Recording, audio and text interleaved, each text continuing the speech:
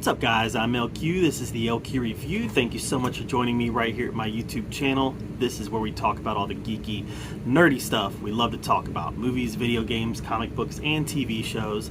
And we have a new year. Happy New Year, by the way. And I just wanted to say that the channel is going to be changing now. So previously I would make short videos on specific topics.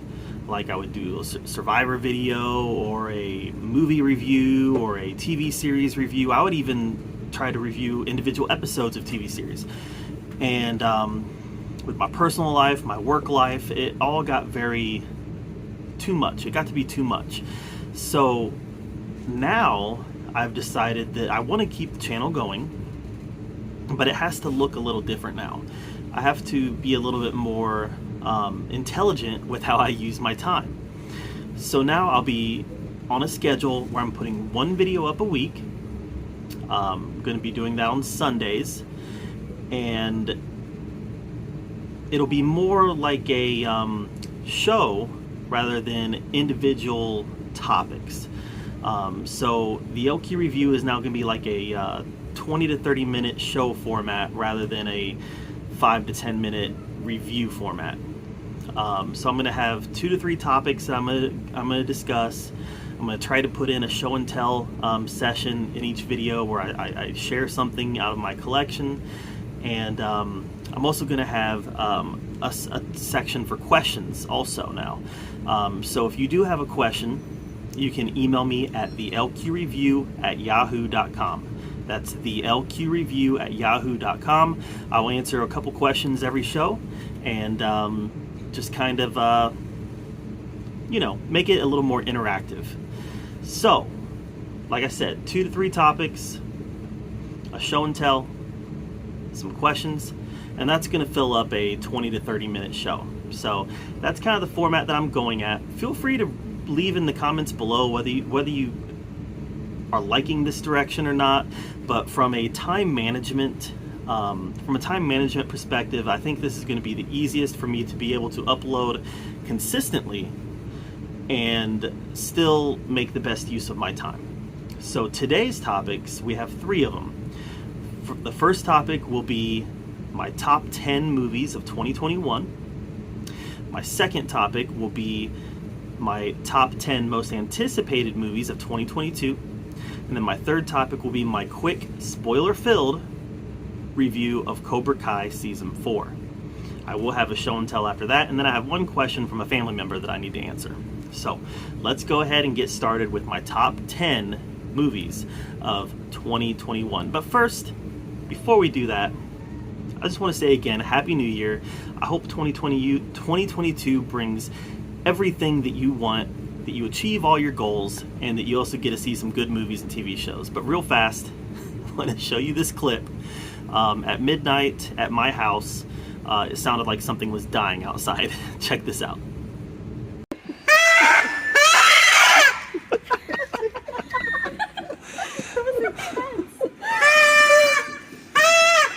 It's like double duty now. Where did the other one go? I threw it away. Oh, you. Yep, that was my daughter and her friend making beautiful music at midnight. So, all right. So let's get into my top 10. My top 10 movies of 2021. First, I have an honorable mention, and it's going to be a little weird that this movie did not make the top 10. Most top 10 lists that I've seen, this movie made the top 10, but it didn't quite make it for me, and that's only because it's kind of half a movie, and that's Dune. So if I had seen the second half, this might be higher. This might be at the top of the list, but the reality is I haven't. It's half a movie, and this movie was mostly build up. It had some cool stuff with Jason Momoa's character. Timothée Chalamet did a great job. Zendaya was barely in it, but I was really engaged with her character as well. There was so much good stuff in here. It was a beautiful movie, but for me, there wasn't enough in it for me to say, yes, this is one of my top 10 movies of the year. So honorable mention is Dune. Now I also want to point out that I'm not a professional movie critic. This top 10 list is not the objective best movies of the year. I'm not that person. I'm the person who's going to say, these are the 10 movies that I enjoyed the most this year.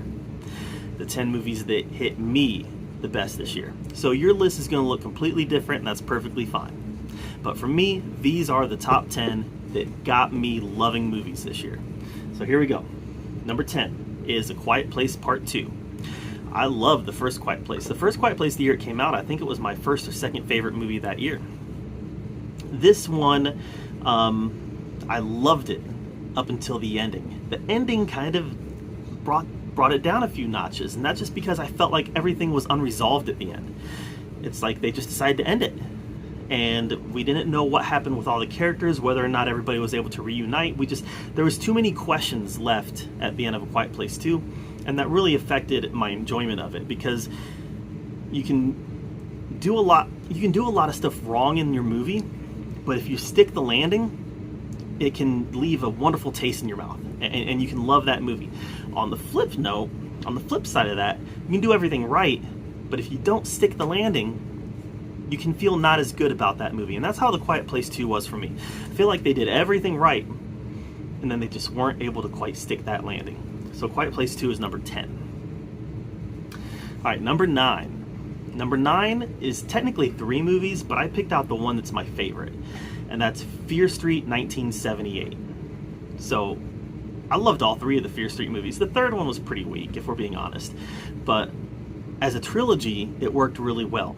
But Fear Street 1978 caught that 80s vibe, even though it took place in 78. It caught that vibe that I'm looking for a movie set in that time period. And it definitely captured that Friday the 13th, gringy, kind of old school slasher movie.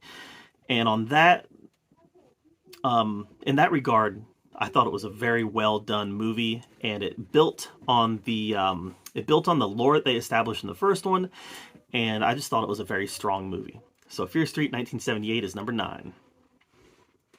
All right, number 8. Number 8 is No Time to Die, and I am not a huge James Bond fan. I'm just not. I have a hard time getting into the movies, especially the older ones. Now, I like Dr. No for what it is. I thought Goldfinger was okay, but when you really start getting into like the Roger Moore era, and you start really diving into the old Bond films, I find that there's more that I don't like than there are that I like. And I kind of feel the same way about even the modern Bond movies, the Daniel Craig movies. I thought Skyfall was really good. I thought Casino Royale was really good. But Spectre and Quantum of Solace, I thought were just bad movies. Spectre bored me. I saw Spectre in the theaters and I almost fell asleep. But No Time to Die was a movie that wrapped up an ongoing Bond storyline. And I don't think we've ever gotten that in a Bond movie, where we wrapped up an actor's tenure in Bond. And I know the ending was kind of controversial, but for me, it worked perfect. For me, it was a beautiful ending to this character that's been through a lot of ups and downs throughout his life, and a character that's been through a lot of up and downs in this franchise. But I thought that this was a beautiful way to end it. This is actually the first time I've ever had a Bond movie in my top 10 end-of-year movies, and I just thought No Time to Die was that strong. So that's number 8. Number 7 is Venom, Let There Be Carnage. This movie knew what it was. It knew that it was a B comic book movie, and it ran with it. It didn't try to overload us with all sorts of lore. Didn't try to overload us with all sorts of connectivity to whether it be the Venomverse or the MCU. It didn't try to overload us with any of that. It just knew what it was. It knew it was a fun comic book action movie, and that's what we got. We got action sequences, we got comedy between Eddie and Venom, and we just got it was a fast-paced, fun adventure, and I really dug it for what it was. I especially liked the relationship between Venom and Eddie. I thought that was very well done. So, Venom, Let There Be Carnage is number 7. Number 6. Number 6 is one that I don't think is on a lot of people's list, and I loved it, and that is 8-Bit Christmas. It was a direct to HBO Max release. It was a Christmas movie, obviously, but for me, this was the Christmas story for a new generation. This was my generation's Christmas story. So when we tell our Christmas story to our kids, it's going to be a version of this. For me, it was the Super Nintendo. I wanted the Super Nintendo so bad that my entire Christmas that year was wrapped up around getting the Super Nintendo. And again, it mirrors this movie. This movie caught all the nostalgia feelings that I wanted from a movie set in that time period in the early 80s, but it also caught my childhood personally. On a personal level, it caught my childhood, and I saw so much of myself wrapped up into what was happening in this movie. Now, yeah, a lot of it was fantastical. A lot of it was, storytelling, embellishment for storytelling purposes. But at its heart, it was a Christmas story for a new generation, and I adored it. So, 8-Bit Christmas is number 6. Number 5 is Free Guy. I did not expect Free Guy to be as good as it was. I thought that it would be kind of a throwaway Ryan Reynolds comedy like The Hitman's Bodyguard or something along those lines. And instead what we got was a movie that analyzed not just the current video gaming world that we live in, which, Ready Player One tackled some of those themes. Ready Player One tackled several of the same themes as Free Guy did, but what Free Guy tackled was relationships between people, and how those relationships exist. And for me, yeah, it had the Ryan Reynolds comedy that we were all expecting, but it also had heartfelt moments where you felt for the characters, even the digital characters. You felt for all of them. And I felt that Free Guy was a breath of fresh air in the summer movie season. So that was my number 5. All right, number 4. Number 4 was The Suicide Squad. I'm a big James Gunn fan, so it's probably no surprise that The Suicide Squad is so high on my list, but I thought The Suicide Squad was so much fun. Does it feel separate from the rest of the DCEU? Absolutely. It does not feel like it's connected to Batman vs. Superman or Justice League or anything of that nature, but it doesn't have to be. As a standalone Suicide Squad movie, I thought that it hit all the right notes, and it was just zany enough to make the ultra-violence feel almost cartoonish, while at the same time enjoyable. I really like the Suicide Squad. I thought it hit all the right notes, and that's why it's number 4. Number 3. All right, this is where the controversy is going to come in because a lot of people have this at number 1. But number 3 for me is Spider-Man No Way Home. Very good movie. Very good movie. I enjoyed it immensely. All the guests from other franchises that joined Tom Holland's Spider-Man, whether it be villains or anybody else, I thought it was phenomenal. It was so much fun. It hit all the right nostalgic pings while at the same time telling a very strong story on its own. I did feel like it had some pacing issues in the first part, especially in the first half. Some of the logic of it didn't really make sense. Especially, why did this intelligent guy, Dr. Strange, not take the time to discuss this with Peter to try to figure out a different solution? Like, what if Mysterio never existed? Or everybody forgot Mysterio? There was better solutions than what they came up with. And I feel like the ending was also a little problematic moving forward. How is this going to work? Because Peter Parker is so established with so many people as Spider-Man. How is this going to work moving forward? But so much of the movie was so wonderful that it kind of makes me forget the flaws. And as Tony Stark says in Avengers Endgame, I only remember the good stuff. So that is Spider-Man No Way Home. Great movie. Number 2 is Ghostbusters Afterlife. I'm a huge Ghostbusters fan, and for me, Ghostbusters Afterlife hit every note perfectly. It honored the original, while at the same time telling a story that stands on its own and taking it into the next phase of Ghostbusters storytelling. I thought it was phenomenal. I loved it. I thought it was hilarious. I thought it was fun, and I thought it was, more important than anything, respectful. So that's number 2. But my number one movie of 2021 is Zack Snyder's Justice League. I loved it. This was a case where a studio, and by the way, I've got major problems with how the WB is handling their DC universe. Major problems. But for a studio to be able to let Zack Snyder finish his vision in the way that they did, and for him to bring this 4-hour epic to the screen and tell this mature comic book story with deep themes, long form storytelling. I thought that Zack Snyder's Justice League was amazing. I thought it was beautiful, and I got nothing against the MCU. But the MCU, I love the MCU. Everybody knows I love the MCU. But the MCU is very palatable. 4-year-olds can love it, 90-year-olds can love it, and everybody in between. It is made to be palatable. It's made for everybody. The MCU is meant to appeal to the broadest range possible. And that's great. Like I said, I love the MCU. That's not a criticism. But it's nice that not everybody tries to be the MCU. And Zack Snyder wasn't trying to be the MCU when he made this. He was making a movie that was not meant to be palatable for 5-year-olds. I don't know any 5-year-olds that are, like my daughter Anya, she's 8. She's not into Justice League. She'll sit down and watch an MCU movie, but she doesn't want to watch Justice League. Heck, my son, who's 13, he is not into Justice League. He loves the MCU, but he's not into Justice League. This is very mature storytelling. It's for people my age. I loved it. I thought it was beautiful, and it's a shame that it does not look like the Snyderverse is going to continue. So Zack Snyder's Justice League was my number 1 movie of 2021. All right. So we've talked about 2021. It's time to move into 2022. What are the 10 movies that I'm most looking forward to in 2022?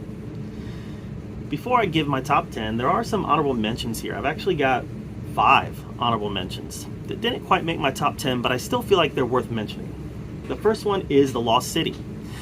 I thought, and it was not on my honorable mention list until I saw the trailer, but I thought that everything about that trailer sold what this movie was going to be, and I thought it looks hilarious. Channing Tatum, Sandra Bullock, Brad Pitt, it looks like they have a winner on their hands. It also looks like it's a bit of a remake of Romancing the Stone, and Romancing the Stone is one of my favorite movies from the 80s, and this definitely looks like, if not a reboot, it's at least inspired by it.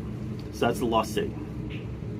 The next honorable mention is Fantastic Beasts and the Secrets of Dumbledore. I want to love this franchise. I want to love it. I love the Harry Potter movies, all 8 of them. All 8 of them. I love them all. Unfortunately, the Fantastic Beasts movies, neither one has really grabbed me yet. I haven't hated them. I've liked both of them, but they haven't been to that level yet where the Harry Potter movies are. And I need them to be there. I want them to be there. So hopefully Fantastic Beasts Part 3 will get there. The next one is Halloween Ends. I love the 2018 Halloween reboot. Unfortunately, Halloween Kills, it's another case where Halloween Kills was a strong movie until the end, and they did not stick the landing. The ending to me was terrible. The ending made the entire movie Halloween Kills just filler for me. The movie didn't have to happen. And then Halloween Ends, like, I'm looking forward to it, but Halloween Kills made me look forward to Halloween Ends a little bit less.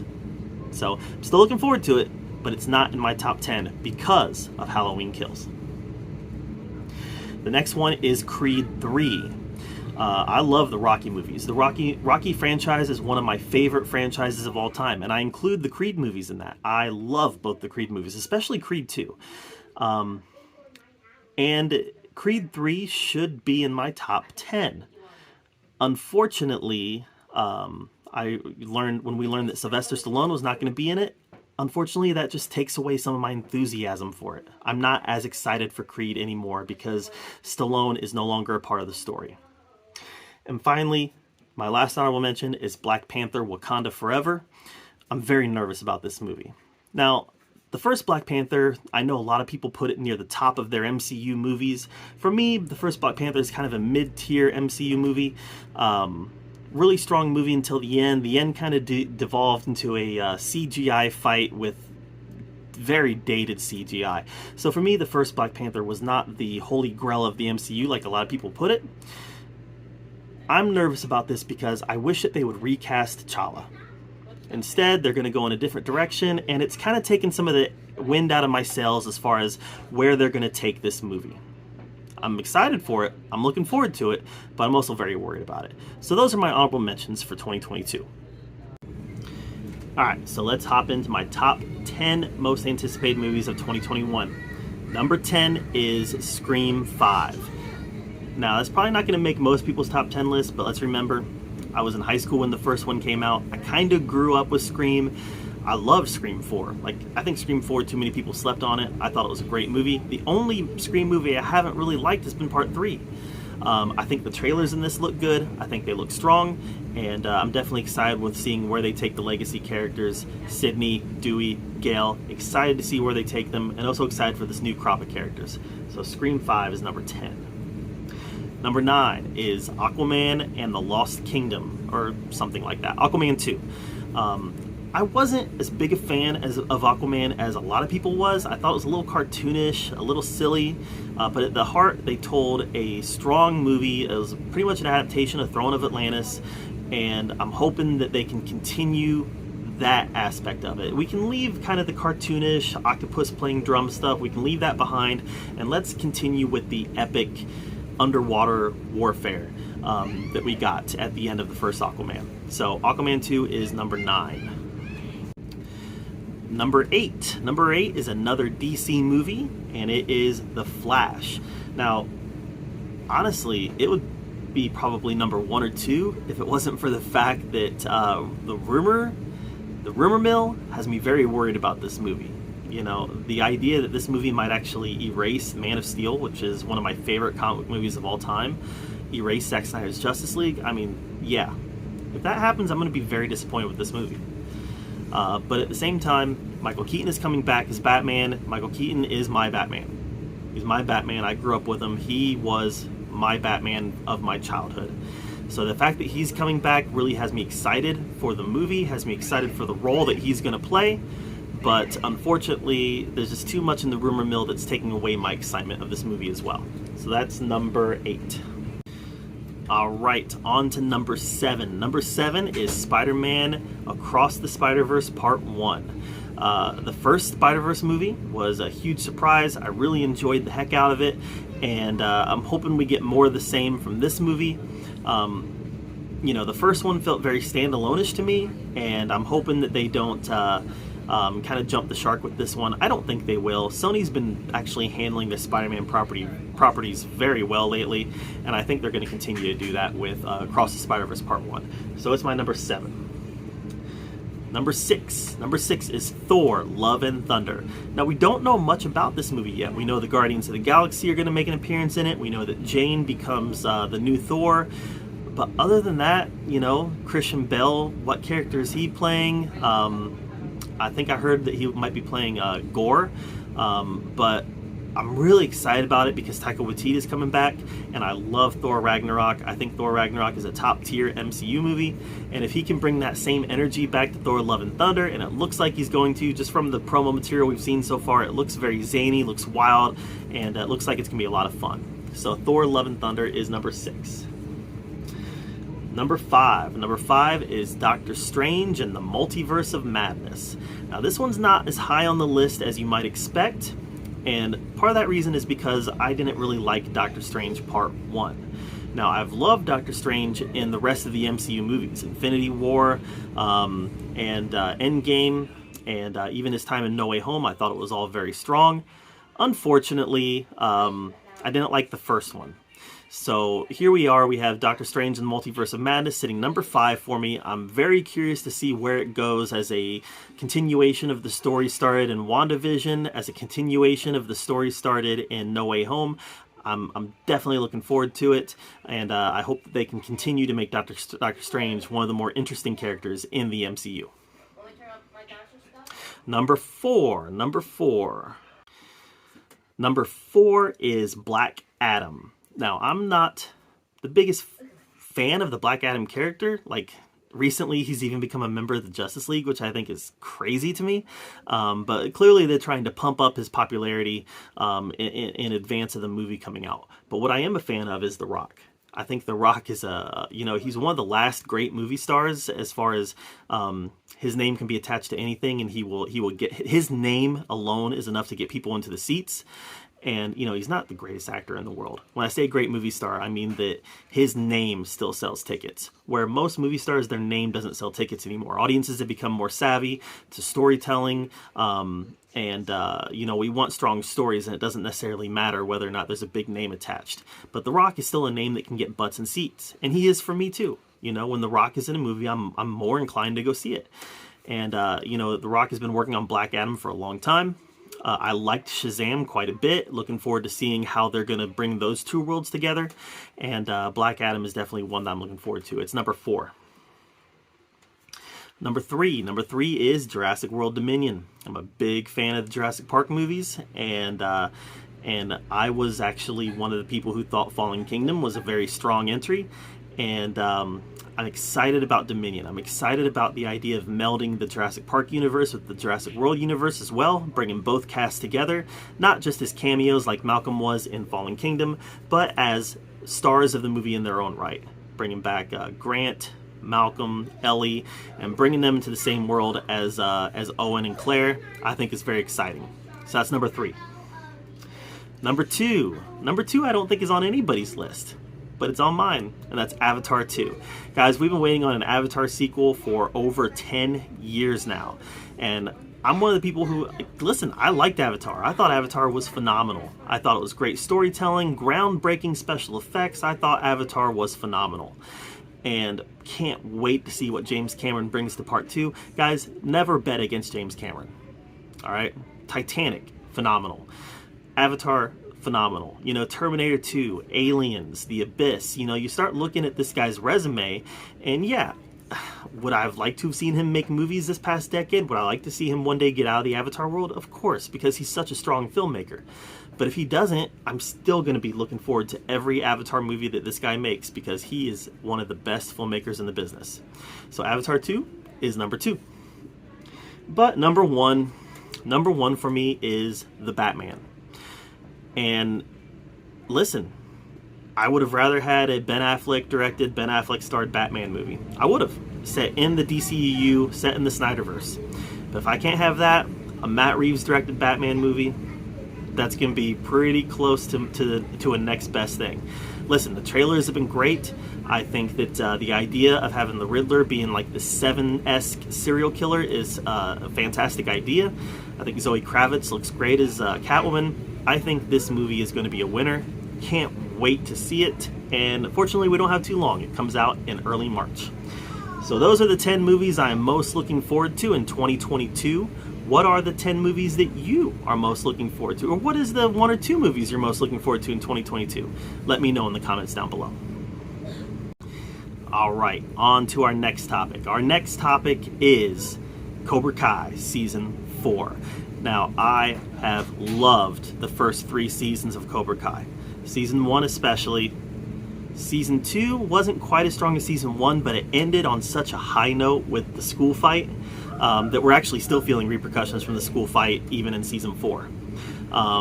Season 3 I thought was a great backstory for Kreese and Silver, and it also elevated the stakes as far as the Cobra Kai versus Miyagi-Do versus Eagle Fang rivalry. But here in Season 4, it all comes to a head at the All Valley tournament again, and it definitely took some turns that I wasn't expecting. But guys, Season 4 is a winner. Season 4 is my second favorite season behind the first one. I just felt like they did everything right here. Every character had their moment to shine. Johnny and Daniel, they're able to set their rivalry aside to start this new joint effort. But even as they set their rivalry aside, they learn that they're too different to make things work. So they end up drawing apart as the series progresses, only to be brought back together at the end in unite of a common enemy against Cobra Kai. This movie had a lot of great comedic elements, especially the banter between Johnny and Daniel. No be there. No be. That was my favorite line of the whole season, was when Johnny says "no be there." But what this season did really well. Of course, we knew that the teen drama was going to be there. Sam, Tori, Hawk, Robbie, Miguel, all that teen drama stuff is going to be there. And they did all that really well with each teen getting more and more character development. All right, we've got a lot of Tori, and we learned more about her character, and we even learned to sympathize with her a little bit. We started to understand the Tori character even more. Miguel and his quest for finding a father figure in either Johnny or at the end even setting out to find his father. Miguel's story has definitely been continuing to develop. Hawk, I loved Hawk's storyline this season. Finding out who he really is. You know, is he just the haircut? Is he just the bombastic attitude that he's taken on? Or is Hawk something else? Dimitri's relationship with Hawk and how Dimitri has evolved as a character was very compelling. I don't really buy the relationship between Dimitri and his girlfriend, but still it added another fun layer to this character who continues to surprise us.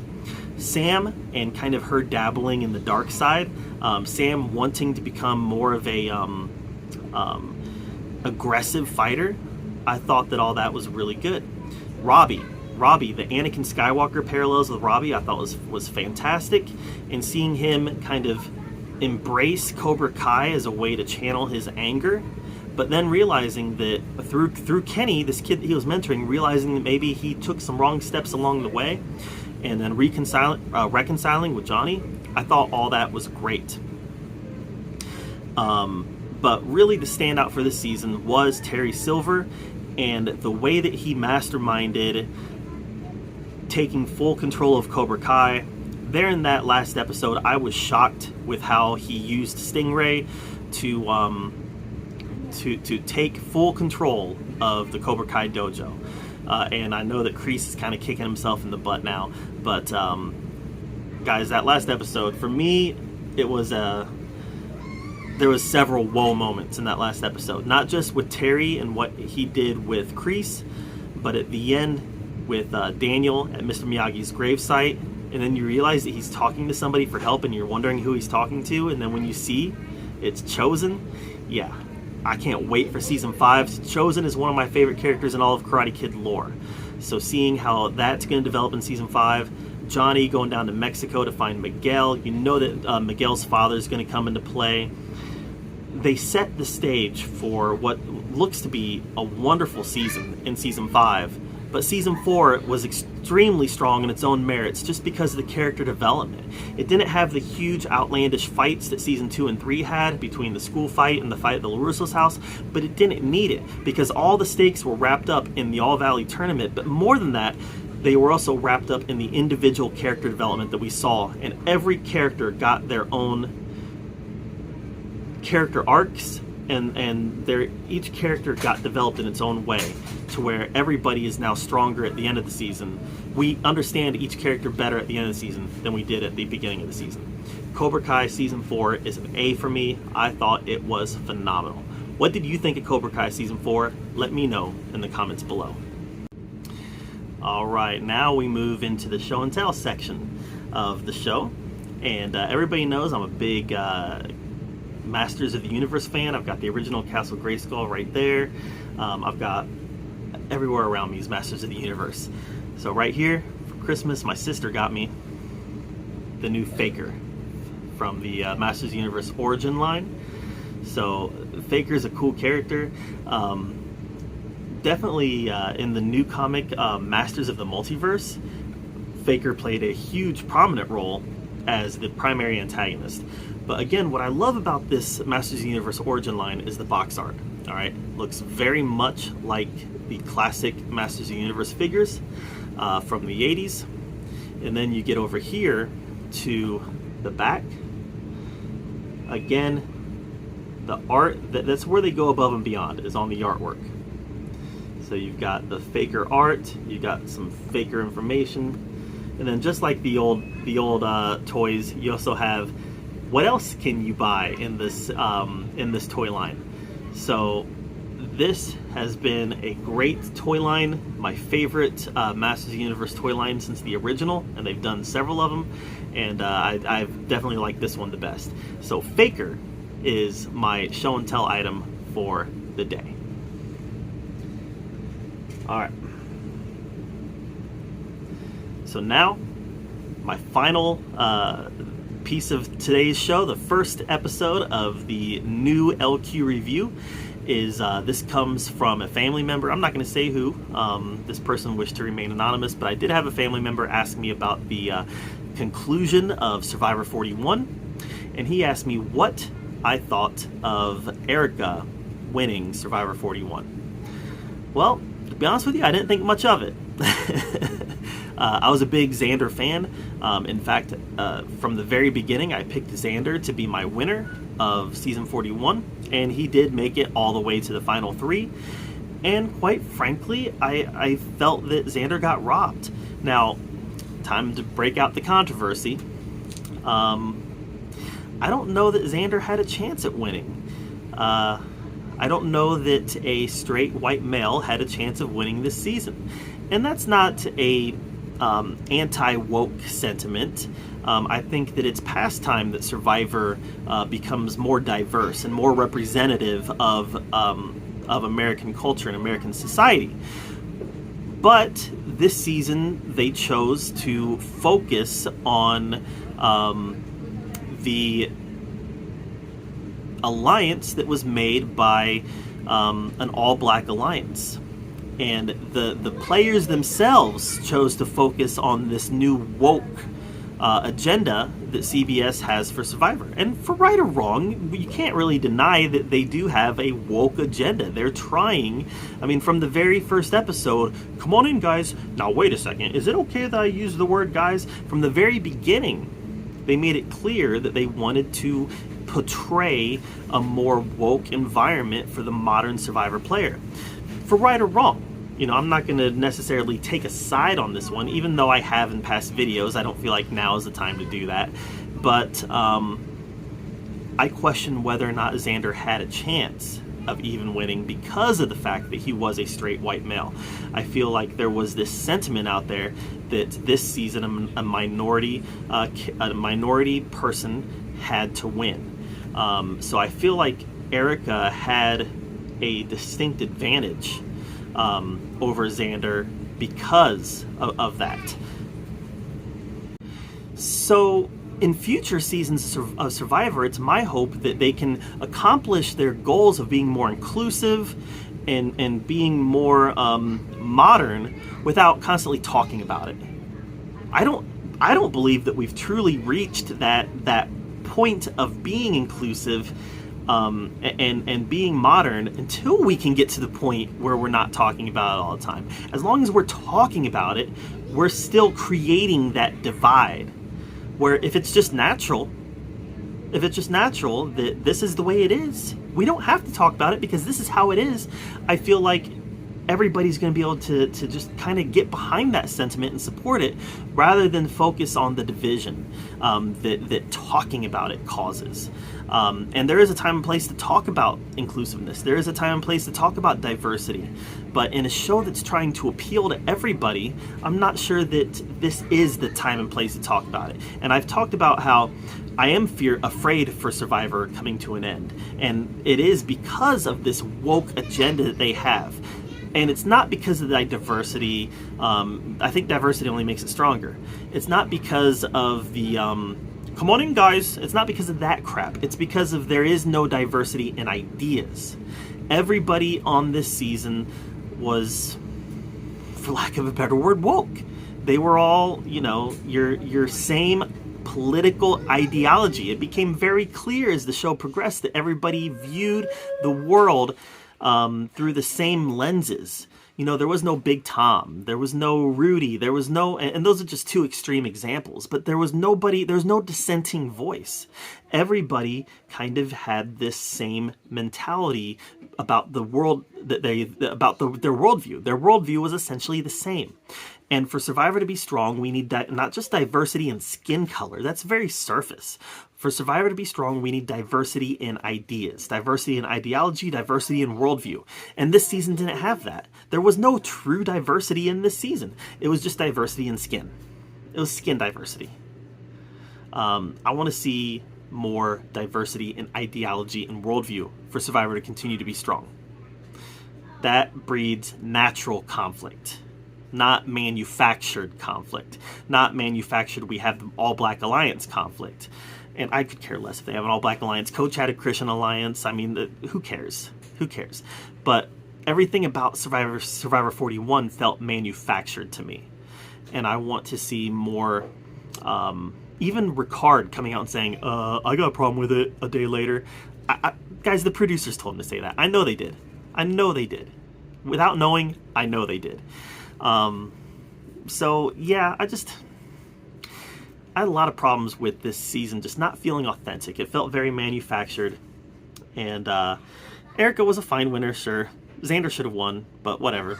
I don't know that I don't know that he was able to win this season just because of the way that CBS manufactured it. So that's my thoughts on Survivor 41. What are your thoughts on Survivor 41? Am I completely off base here, or do you agree with me? Let me know in the comments down below.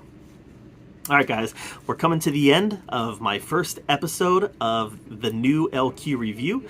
Before we end, check out this hilarious clip from Call of Duty. I was playing Blackout the other day with my friends, and well, one of my friends, and we were playing with two guests. We had autofill on in Blackout, and so I was playing with my friend. We both died. I was the guy in the green suit. I died. I was bleeding out, and once I died, I saw one of my teammates who, you know, was a teammate because of autofill. Didn't know who this person was. Once I died, I saw this teammate getting up to some hijinks, some probably illegal hijinks. Tell me what you think about this. Check out this clip, and yeah.